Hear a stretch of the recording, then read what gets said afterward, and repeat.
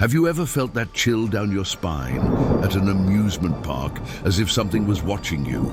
Imagine climbing onto the biggest Ferris wheel in town, ready for a moment of fun, but discovering that not all the passengers are human. Today, I'm going to tell you an impressive and terrifying story that happened right there at the top of that Ferris wheel. Get ready for dark secrets, unexplained mysteries, and a twist that will keep you up at night. If you're brave, stay with me. But be careful, this story could change the way you see amusement parks forever. Let's move on to the first story, the last spin of the wheel. Hey, before we continue with the video, just make sure you're already subscribed to the channel, because here we're going to bring you a series of videos like this one with incredible, terrifying stories for you. Let's continue. It was a perfect night for the opening. The sky was clear, the stars shone like tiny diamonds, and the wind carried the lively sound of laughter and music through the air. The newly built Aurora Park was the most anticipated park in the city. The colorful lights flashed in sync, the rides spun at full speed, and the food stalls gave off the irresistible aroma of popcorn and cotton candy. But at the center of it all stood the imposing Ferris wheel. It was enormous, so tall that it seemed to want to touch the sky. Each of its cabins had its own light, twinkling like tiny stars that lit up the park. In line, entire families waited anxiously, taking photos and recording videos to record that special moment. Among them was Clara, a 35-year-old woman who had decided to take her niece Louisa for an unforgettable ride. Clara had loved parks since she was a child, but it had been years since she had visited one. The Ferris wheel, however, had an effect on her. Something about the height and the silence that accompanied the gentle spin always made her uncomfortable. Still, at Louisa's insistence, she decided to face her fear. When it was their turn to go, Clara felt a chill as she entered the cabin. It was spacious and comfortable, but something was strange. The light inside the cabin flickered for a moment, emitting a low sound, as if it were about to burn out. Clara looked around, trying to hide her uneasiness so as not to worry her niece. Louisa, on the other hand, was enchanted by the view. "Look, Auntie, you can see the whole city from here," the girl exclaimed, pointing to the distant lights that shone like stars on the horizon. As the Ferris wheel went up, the park seemed to shrink below. The sounds of laughter and music began to disappear, replaced by an increasingly oppressive silence. Clara looked down and noticed something strange. The people below seemed still. She blinked a few times, thinking it was just an illusion, but the feeling didn't go away. "Do you see this, Louisa?" Clara asked, trying to sound calm. But Louisa didn't answer. When Clara turned to her niece, she felt her heart almost stop. The girl was staring at something outside the cabin, her eyes wide. "There's someone there," whispered Louisa, pointing to a cabin above them. Clara looked up and felt a shiver run down her spine. In the cabin above her, there was a figure. It was a tall man, wearing an old-fashioned suit and a hat, but his face was covered by a strange shadow, even with all the lights around him. He didn't move, just stared straight at them. "It must be someone in a costume," Clara tried to justify, but her own voice sounded uncertain.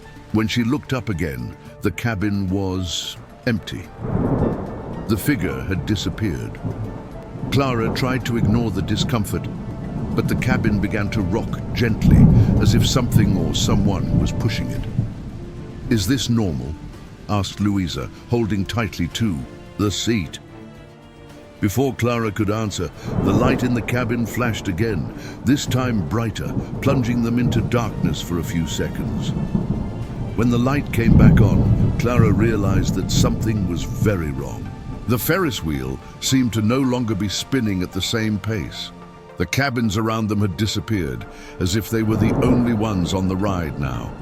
And there on the ground, instead of lively people and flashing lights, everything was dark and deserted. "What's going on, Auntie?" Louisa asked, her voice trembling. Clara had no answer, but deep down she knew something terrible was about to happen. While Clara and Louisa were facing their disturbing experience, one floor below them, another cabin housed a young couple. Mariana and Gustavo were known by their friends as the thrill seekers. If there was something extreme or scary, they were there to experience it. They had chosen the Ferris wheel that night because they had heard stories that at the top it was possible to feel as if you were floating in the sky. For them, it was just another adventure to record and share on social media. Mariana was excited, holding her cell phone tightly as she recorded short videos of the ride. "Look at this view, honey, it's incredible," she said, pointing to the twinkling lights of the park that spread out below like a carpet of stars. Gustavo smiled, but his attention was elsewhere. Something on the ground around the base of the Ferris wheel intrigued him. He frowned, leaning forward slightly to get a better look. "Are you seeing this?" Gustavo asked, pulling Mariana's arm slightly so she would look in the same direction. "Those shadows, are they moving?" Mariana laughed, thinking he was joking. "Oh, stop it, Gustavo. You're trying to scare me, aren't you?" But Gustavo's tone of voice, serious and low, made her stop recording. She looked where he was pointing and realized what he meant. There was something strange happening down there. Between the tents in the park, the shadows seemed alive.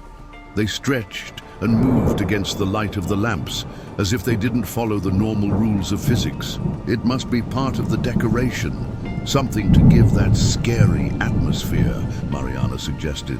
But she herself didn't believe what she was saying.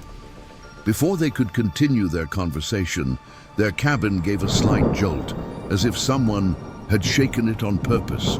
Gustavo held onto the iron bar and looked outside. "Was it the wind?" he asked, but Mariana shook her head. There was no wind that night.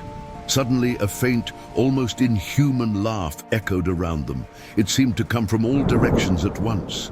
Gustavo looked at Mariana, trying to decipher if she had heard it too, but her look said it all. She was scared. "Did you hear that?" Mariana asked, trying to remain calm. Gustavo nodded but didn't answer. He rose slightly from the bench, trying to look at the cabin above them. That's when he saw something that made his blood run cold. A pale, thin hand, with long fingers and broken nails, was gripping the edge of the upper cabin. Slowly, a head emerged. It was the figure of a man, but his face looked wrong. His eyes were empty, as if there was no life in them, and his mouth moved grotesquely, emitting incomprehensible whispers. "Get down, now!" Gustavo shouted, hitting the emergency button in the cabin, but nothing happened. The Ferris wheel continued to rise, and that figure simply disappeared into thin air, as if it had never been there. Mariana held Gustavo's hand, trembling. "We need to get out of here, this isn't normal!" He agreed, but deep down he knew there was no escape until the ride was over. The tension was increasing with each passing second, and they both realized they were at the mercy of something far beyond their comprehension. As they looked around, searching for some explanation or help, they noticed that the shadows on the ground were now climbing up the structure of the Ferris wheel, as if something was approaching them or waiting for them at the top. When Mariana and Gustavo's cabin finally reached the highest point of the Ferris wheel, the silence became deafening. The park, previously filled with voices, laughter, and the sounds of machines, seemed to have disappeared. There was no more music, nor the constant noise of the stalls. It was as if time had stopped for them. Mariana held Gustavo's hand so tightly that her fingers went numb. Below, the lights of the park flickered irregularly, creating an almost hypnotic effect. But something above them caught their attention. A metallic sound echoed overhead, as if something was walking on the structure of the Ferris wheel. "Did you hear that?" Gustavo whispered, his voice almost cracking. Mariana nodded but couldn't answer. They both looked up slowly, as if they knew they wouldn't like what they were about to see. At the top of the structure, a dark, deformed figure was crouched. It wasn't human. They were sure of that. Its body seemed to be covered in something that resembled pieces of torn fabric or even decaying flesh. Its eyes glowed a disturbing yellow, fixed directly on the couple. The creature slowly opened its mouth, revealing sharp, disproportionate teeth, and let out a sound that was a mix of crying and laughing, something so distorted that it chilled them to the bone. Mariana began to cry softly, while Gustavo, trying to remain calm, looked around the cabin, searching for something, anything that he could use as a defense. But they were trapped, and the emptiness of the height made it seem like there was no way out. "Don't look, Mariana, don't look at him," Gustavo said, trying to divert her attention, but it was too late. The creature moved, crawling with frightening agility along the structure, and stopped right above the cabin.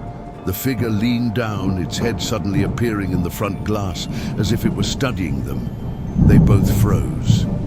The creature then raised its thin, twisted hand and began to scratch the glass, producing a high-pitched, horrible sound that made Mariana cover her ears. Gustavo stood up, placing himself between her and the creature, as if he could protect her from something so supernatural. "Leave us alone," he shouted. But the figure only laughed, tilting its head in an almost childish way, as if it were amused. Then, without warning, it disappeared. There was no sound, no shadow, no sign that anything had been there seconds before. "Did it go away?" Mariana asked with a trembling voice, but Gustavo knew it wasn't. Something about that apparition seemed to be playing with them, like a cat that releases its prey only to see it run away. Suddenly, the Ferris wheel gave a strong jolt, and the cabin shook dangerously. The couple held onto the bars, fighting the fear of falling. In the midst of the confusion, they heard the sound of metal twisting again, but this time it seemed closer, as if it were coming from inside the cabin's structure. Mariana looked down and noticed something that made her scream. Pale, bony fingers were starting to appear through the cracks in the floor. The creature hadn't gone away. It was trying to get in. So have you ever heard of horror stories on a Ferris wheel? Leave a comment with what you know about it and if you believe in these stories. Continuing, the cabin began to shake violently as if it were being shaken by an invisible force. Gustavo and Mariana were paralyzed, but their survival instincts screamed inside them. He pulled Mariana to the center of the cabin, away from the edges, trying to protect her from whatever was trying to get in. "Mariana, stay calm. We're going to get out of here. We're going to get out of this together," Gustavo said, but his words sounded empty, even to him. As he held Mariana, something caught his attention. In the corner of the cabin, a small metal plate, partially covered in dust, began to emit a faint, almost imperceptible glow. He narrowed his eyes, trying to understand what it was. "Do you see this?" he asked. Mariana, still shaking, nodded slowly. The light seemed to pulse like a heart and brought an inexplicable feeling of discomfort. With no other option, Gustavo approached and wiped the dust with his hand. The plaque revealed something that gave them goosebumps. Engraved into the metal were the words, "In loving memory of Sofia and Marco, lost forever in 1978, Mariana went pale." Lost? What does that mean? Is this some kind of memorial? She asked, her voice almost breaking. Before Gustavo could answer, the cabin shook again, and a heavy sound echoed as if something had fallen on top of it. They both looked up at the ceiling at the same time, their hearts racing. Mariana began to put the pieces together. "Gustavo, do you remember what the employee said in the queue? About the Ferris wheel being the same one that operated in another park years ago, and about accidents? Could this Sofia and this Marco be the people who..." She couldn't finish her sentence, but Gustavo knew exactly what she meant. He felt the weight of the situation, but he didn't want to believe it. The stories about that Ferris wheel, the rumors that it was cursed, seemed to come to life before them now. Suddenly, a soft, distorted laugh filled the air, coming from all sides. It was as if the cabin was surrounded by voices. Mariana began. to cry, while Gustavo struggled to remain calm. "Who's there? What do you want?" he shouted into the void. The lights on the Ferris wheel began to flash uncontrollably, and images began to form on the glass of the cabin as if they were projections from another time. Gustavo and Mariana watched in horror as they saw a young couple, Sofia and Marco, entering the same cabin where they were. The scene was in black and white, like an old movie, but the emotions were clear. The couple smiled, hugging each other, until suddenly something seemed to change. Their happy expressions gave way to terror. The glass of the cabin showed Sofia and Marco being attacked by the same shadowy figure they had seen at the top of the Ferris wheel. It was like watching the reflection of their own destiny. The figure slowly approached the couple in the video, exactly as it was doing to them. Mariana began to scream, "This is it! Gustavo, this is what happened to them. They never left here. We are trapped, just like them." The cabin, now surrounded by voices and shadows, began to spin faster, defying all logic. Gustavo realized that the Ferris wheel was not just an attraction. It was a trap, and they had just discovered its darkest secret.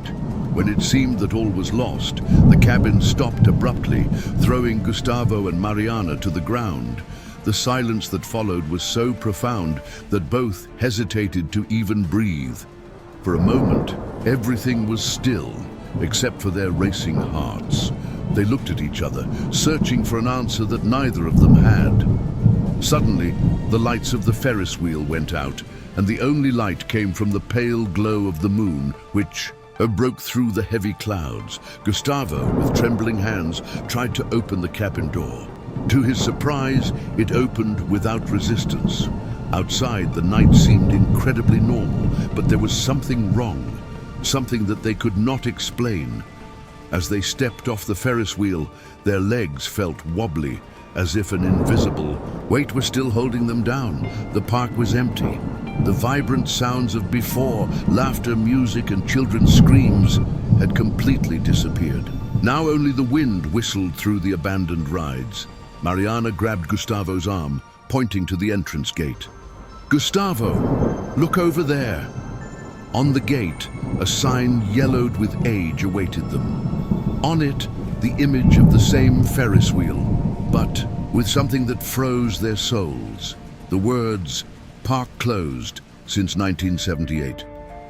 They exchanged a look of absolute terror. If the park had been closed for so long, then how had they gotten in? And, more importantly, how were they going to get out? As they hurriedly walked away from the park, a final laugh echoed, coming from the direction of the Ferris wheel. It was soft, but unmistakable. The presence that had tormented them did not seem to want to let them go so easily. And deep down, they knew that they would never forget that night. Now tell me, what would you do if you were in Gustavo and Mariana's shoes? Did they really escape? Or did they just postpone the inevitable? If you want to discover more scary stories like this, where the supernatural mixes with the everyday, subscribe to the channel and activate the bell so you don't miss any news. If you got this far, leave a like. This helps us to continue bringing you mysteries that make your spine tingle. And of course, share in the comments. What is the place you never looked at the same way again after a strange experience? Who knows? Maybe it will be the subject of the next video. Thanks for watching, and until the next terrifying story, let's move on to the second story in the video. The dark mystery of the abandoned Ferris wheel. Have you ever felt that shiver down your spine when you remember a place from your childhood that is now abandoned? A park, a Ferris wheel, where everything seemed magical but now carries dark stories. Today you will find out what happened when a group of friends decided to defy the legends and enter the mysterious cabin 13 of a cursed Ferris wheel. Get ready for a story that will keep you hooked from beginning to end, because what they experienced that night changes everything you think you know about fear. And in the end, you may never see Ferris wheels the same way again. It was an autumn afternoon. with the cold wind blowing through the streets of a small country town. Amidst the trees, whose yellow leaves were falling slowly, there was an abandoned amusement park. The place, once full of laughter and vibrant lights, was now filled with silence and the sound of rusty rust. The giant Ferris wheel, once the pride of the park, stood against the grey sky, motionless, as if waiting for something or someone. It was against this backdrop that friends Julia, Ricardo and Leandro decided to spend the weekend. They had heard about the park on online forums they loved to explore, the most haunted places in the world. And oddly enough, their city park was on the list. They said something had happened there years ago, something no one could explain. Some reported strange sightings. Others said people had disappeared after approaching the Ferris wheel, especially cabin number 13. Julia was the bravest of the group, or at least she pretended to be. Ricardo always said that she only acted like a bully because she didn't want anyone to see how scared she really was. Leandro, on the other hand, was skeptical. To him, it was all an exaggerated story, created by locals to keep intruders away. But there was something different that afternoon. Something in the air. Maybe it was the sharp breeze that passed between the remains of the cotton candy stands. Or maybe it was the way the Ferris wheel seemed to be watching them, even while standing still. As they walked through the rusty gates of the park, the tension grew.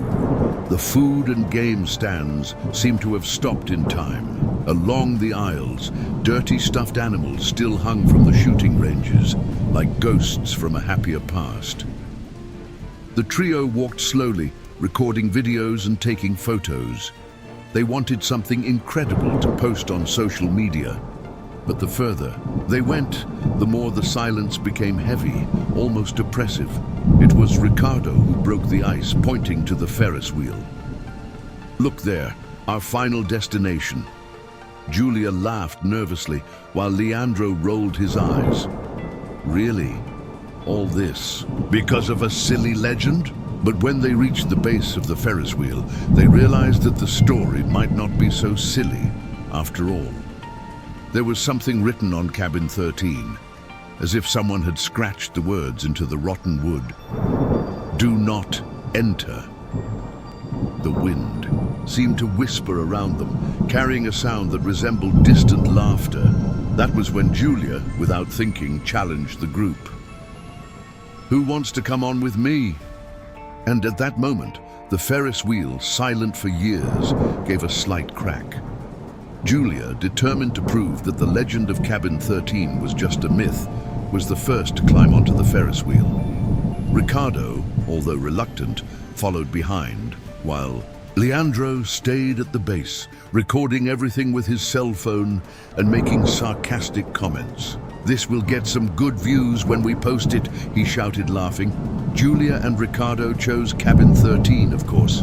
It was worn down by time, with loose pieces of wood and broken glass. The number 13 was painted dark red, almost as if it had been written in blood. Julia forced the door open, and a strange, metallic smell escaped from inside the cabin. "Oh, how disgusting! What is that smell?" she complained, covering her nose. Ricardo, with his cell phone flashlight, illuminated the interior. It was empty, but there were marks on the floor, as if something had been dragged out of there. As soon as they sat down, the cabin creaked as if it was about to collapse. Ricardo tried to joke to lighten the mood. "I wonder if there's time to get out before it falls?" Julia just rolled her eyes, feigning courage. Outside, Leandro adjusted the frame of his cell phone to film his friends. "You guys look like two brave people, or two idiots," he teased. Suddenly the Ferris wheel began to move. Slowly the rusty gears came to life, emitting a high-pitched, disturbing sound, as if protesting the movement. None of them had touched anything. "Hey, this wasn't supposed to happen, was it?" Ricardo asked, trying to remain calm, but sweat was already starting to run down his forehead. Julia tried to joke. "Maybe she's just excited to have visitors after all this time." But deep down, even she was starting to feel that something was very wrong. With each turn, the cabin seemed to rise higher than normal, as if being pushed by an invisible force. When they reached the top, the city seemed distant, and the park below seemed smaller than it should have been. "This is too high, don't you think?" Ricardo muttered, looking out. Julia, who was also starting to get restless, nodded in agreement. "It's like we're going somewhere else." Meanwhile, Leandro watched from below, but something strange began to happen. On his cell phone screen, he realized he could no longer see his friend's cabin. He looked up, but cabin 13 seemed to have disappeared into thin air. Confused, he rubbed his eyes and looked again. Nothing, just emptiness. He tried to shout, "Julia, Ricardo, where are you?" But no answer came. Up high inside cabin 13, Ricardo noticed something even more sinister. The cabin's glass began to fog up, as if someone were breathing there, but the air was still and cold. Julia felt something touch her shoulder. She turned quickly, but there was no one. That's when they both heard it. Whispers, faint, almost indistinct, but present. "You shouldn't be here." At the top of the Ferris wheel, something other than the height made them uncomfortable. Cabin 13 swayed slightly, but there was no wind. Ricardo looked at Julia, trying to appear rational. "It's okay, this must be just the normal movement." But Julia couldn't hide her discomfort. Her eyes were fixed on the glass of the cabin, which now seemed cloudy, as if an invisible fog covered it from the inside. "Did you see that?" she asked, her voice trembling. Ricardo shook his head. "See what?" Julia pointed to the reflection in the glass. For a second, Ricardo thought he saw something too, a figure that didn't seem to belong to either of them. It seemed taller, thinner, with a hunched posture and eyes that shone in an almost silvery tone. "That is just our shadow, right? It must be the reflection," he murmured, not believing his own words. Suddenly, a low, constant sound began to echo in the cabin, like a distant murmur. It was difficult to make out the words, but it sounded like a lament, a plea, or perhaps a warning. "Are you hearing that?" Ricardo asked, now visibly terrified. Julia didn't answer. She was paralyzed, staring at the darkest corner of the cabin. Something was forming there. At first, it seemed just a shadow, but it grew, gaining shape and consistency. A hand, long and pale, emerged first, with thin fingers that looked like bones wrapped in skin. Then a face began to materialize, misshapen and empty, with a smile that was more menace than anything else. Julia screamed, grabbing Ricardo's arm, but he too was in shock, unable to move. The shadowy figure began to speak, but his words were distorted, as if they were coming from another world. "You came too late." Ricardo finally reacted, banging hard on the cabin door, trying to open it. "Let's get out of here now!" But the door wouldn't budge. It was as if they were locked inside, trapped at that terrifying height with that sinister presence. Down below, Leandro was still staring at the Ferris wheel, perplexed. Cabin 13 seemed invisible to him, but he could hear the muffled screams of his friends echoing through the air. He started to run towards the wheel operator, but when he got there, he found the control cabin empty, covered in dust, as if no one had used it for decades. At the top, the figure inside the cabin began to approach Julia and Ricardo. His voice was now clear and full of malice. "You came looking for answers, but you found your end." The cabin shook violently, and the sound of the rusty gears of the Ferris wheel seemed louder, almost deafening. Ricardo held Julia tightly, and they both closed their eyes, expecting the worst. But suddenly, everything stopped. Absolute silence. When Ricardo opened his eyes, the figure had disappeared, but the glass of the cabin was stained, as if bloody hands had tried to get out of there. The silence that took over the cabin seemed more frightening than any sound they had ever heard. Julia and Ricardo breathed heavily, still hugging each other, not daring to open the door or look into any corner of the cabin. The fogged and stained glass with those sinister marks was a reminder that something had been there, something that should not exist in the real world. "This isn't happening. This can't be happening," Ricardo murmured, running his hands over his face. Julia, still shaking, began to look around the cabin, as if searching for some explanation. She tried to turn on her cell phone, but the screen remained blank, as if all technology had given up working up there. "Ricardo, we need to get out of here now," she said, her voice cracking, trying to mask her panic. Suddenly, a metallic sound echoed through the structure of the Ferris wheel. A long, sharp creak that seemed to come from all sides.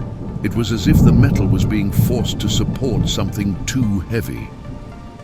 Julia approached the glass, trying to see outside. "Can you feel that?" she asked, and Ricardo nodded. The cabin was shaking slightly, but there was no wind, and then she saw it. A dark figure was slowly climbing the outer structure of the Ferris wheel. At first, it seemed impossible. Who or what could climb a Ferris wheel that high? But there it was, something that wasn't quite human. Its body was thin and disproportionate, as if its bones were poorly fitted beneath its grey skin. And even from a distance, Julia felt like it was staring right at her. "Ricardo, there's something coming up. It's coming this way," she screamed, grabbing his arm tightly. Ricardo ran to the other side of the cabin, trying to see what Julia had seen. But when he looked, there was nothing. Just the emptiness of the dark sky and the flickering lights of the Ferris wheel. I can't see anything, Julia. Are you sure?" Before she could answer, the metallic sound returned, this time louder and closer. Something was scratching the outside of the cabin. The pair retreated to the center of the cabin, while the sound continued, like nails dragging against metal. The structure of the cabin seemed to shudder with each movement. Julia began to pray quietly, while Ricardo, in despair, kicked the door, trying to force it open. "Why won't it open? Why won't it open?" he screamed, tears streaming down his face. Then the glass in the cabin began to distort again. It wasn't just fogged up this time. It was as if it were melting, creating strange, disjointed shapes. Within these shapes, faces began to appear, but there were many, overlapping, as if dozens of people were trapped in that glass, all with expressions of pain and despair. One of these figures whispered something that Julia could clearly understand. "You should never have come." At that moment, the cabin gave a violent jolt, as if something heavy had lifted itself onto it. Julia and Ricardo fell to the floor, holding on to each other as the cabin shook uncontrollably. Ricardo looked up and saw for the first time what Julia had described. The dark figure was now above the cabin, looking directly at them through the transparent ceiling. Its eyes glowed with a yellowish, almost hypnotic tone, and its mouth opened in a grotesque smile, revealing sharp teeth. But the worst was not what they saw. It was what they felt, an overwhelming presence, as if death itself were in the cabin with them. Julia began to cry, and Ricardo, in a whisper, said, "I feel like we're not going to get out of here." Down below, Leandra was still shouting at the absent operator, while other people in the park were beginning to realize that something was wrong. Some pointed to the Ferris wheel, where the lights were beginning to flash irregularly, but no one had any idea of the horror that was unfolding up above. Back in the cabin, Ricardo and Julia noticed that the figure on the ceiling was descending. Its bony hands and inhuman feet seemed to be sticking to the glass like a spider. "Please, let us go. Please," Julia screamed, but the figure only tilted its head as if amused by their fear. It was then that the cabin stopped shaking and silence returned. The figure disappeared like smoke, but the terror remained. Something still didn't make sense. Something bigger was about to happen. When the Ferris wheel finally started spinning again, everything seemed like a blur of lights and shadows. Julia and Ricardo's cabin descended slowly, as if time itself had slowed down. Down below, Leandro was waiting for them with a pale face and wide eyes. As soon as the doors opened, the couple practically fell out, shaking and without the strength to speak. They were alive, but something in them had changed. Leandro, nervous, asked what had happened, but Julia and Ricardo couldn't form a coherent sentence. They could still feel the presence of that thing, as if it had followed them to the ground. When they looked up to the top of the Ferris wheel, they saw nothing else. But they knew that it wasn't over. This wasn't just a horror story that happened in an amusement park. It was something they would carry with them forever. And as the trio walked away from the attraction, trying to leave the horror behind, something disturbing caught Julia's attention. On the park's stone floor, there were footprints, inhuman footprints that led from the Ferris wheel towards the darkness of the night. And now I ask you, what would you do if you were in their place? Would you have the courage to look up, even knowing that something unknown could be watching you? If you were intrigued by this story and want to know more about unexplained events, subscribe to the channel and turn on notifications so you don't miss the next videos. Here, mystery and fear walk hand in hand. And of course, if you liked this story or felt that chill down your spine, leave a like and share it with someone who likes horror stories. Let's continue exploring the darkest side of the unknown together. Thanks for watching, and be careful where you step. Sometimes terror can be closer than you think.